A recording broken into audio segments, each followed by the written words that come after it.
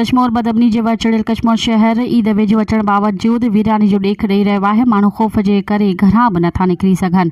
इन हवाले सां वधीक ॿुधाए रहियो आहे तफ़सील कश्मीर मां अवामी न्यूज़ जे रिपोर्टर बरकत अली मलक पंहिंजी हिन रिपोर्ट में।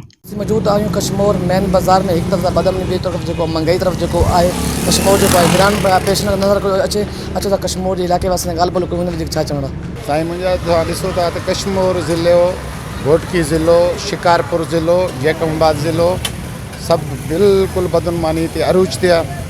उन में जेके असांजी पुलिस डिपार्टमेंट आहे उन खे सोचणु खपे त जेके पब्लिक खे तहफ़ुज़ ॾियणु खपे उन खे।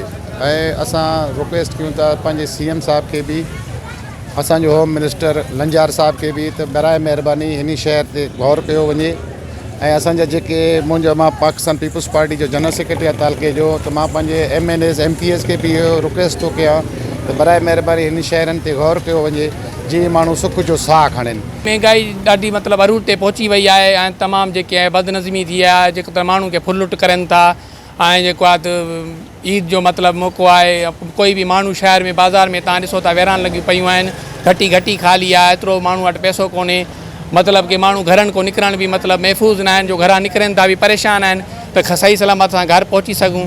मतिलबु कि ॾाढी परेशानी आहे, पैसो बि न आहे, हुकूमत बचाव जे लाइ कोई न कोई उपाय खणे, मतिलबु कि कोई बि मतिलबु निज़ाम सही न आहे, मतिलबु धर्म भरम थियो पियो आहे। ऐं जेको आहे माण्हू ॾाढो परेशान आहे, पैसनि जे लाइ बि परेशान आहे, महांगाई तमामु अरूज ते आहे। गुज़िरियल साल खां हिन साल जेको आहे तमामु महांगाई जी वजह खां, बदअमनी जी वजह खां कारोबार तमामु ठप थी वियो आहे। माण्हू ॿाहिरि खां अचण जे लाइ, शहर में अचण जे लाइ तयार बि न आहिनि। हिन दफ़े असीं दुकानदार जेके आहियूं मुंझारे जा शिकार थी विया आहियूं। ॿियो त अमन जे हवाले सां ॾिसूं था पिया पूरे 4 ज़िलनि में जेको आहे सो अमन जो पखी उॾामी वियो आहे। इंतिज़ामिया जेकी आहे उहा हरकत में नथी अचे। धाड़ेल जेके आहिनि सरेआम फुरू धाड़ा ऐं अगवाऊं करे पिया वञनि। इन डर खां जेको आहे सो ॿारहड़ी जा लोग नथा अचनि शहर में।